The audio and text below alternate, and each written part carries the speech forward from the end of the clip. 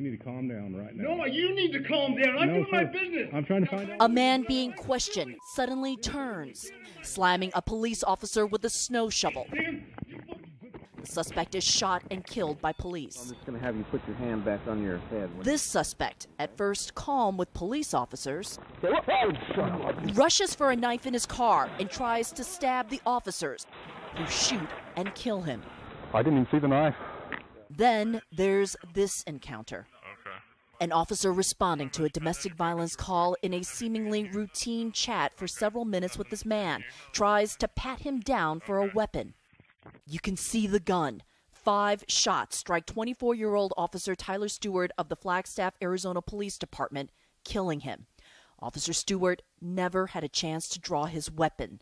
Moments later, the suspect used that weapon to kill himself. Because what? You're investigating. Body cameras, part of a growing arsenal of technology in policing, giving us an intimate view of a cop's life. Heading up the hill towards Chinatown. From the challenges to the life and death choices.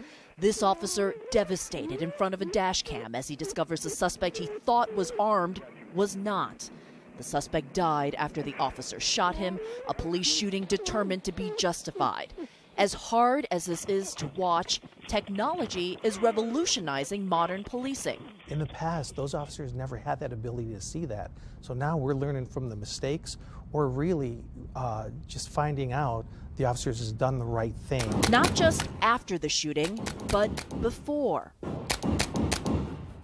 Control, 161, I have multiple more shots fired, one subject down in the arcade, right at the entrance. This is Henderson, Nevada police officer Seth Coleman, an 11-year veteran. He's never had to shoot a suspect, but he must train to do it and know when not to. This is a 300-degree simulation created by Vertra, currently used by 200 U.S. law enforcement agencies. What's he look like? A gunman is in a movie theater. Where'd he go? Which direction? The gunman hits Officer Coleman twice, and he makes one terrible mistake, shooting an off-duty cop. Now, as we have the time to look at it, you see that he's got a badge in his hand. It looks like you're still sweating a little bit. It's an adrenaline dump. It's an adrenaline rush. Makes you cold, makes you clammy, makes my mouth dry. This is where I want to learn from my failures. Instead of being out on the streets and failing there, this gives me an edge to fail here to succeed on the streets. How realistic does this feel? Very realistic, because now he's trying to work through multiple problems. Retired Scottsdale, Arizona police officer Scott Diullo says the goal of Vertra's 300-degree system is to make this as real as possible. The trainee wears an electric impulse box. The gun is an unloaded but real weapon. Screens behind the officer imitate what it's really like on the streets. I can escalate dialogue branches, de-escalate it.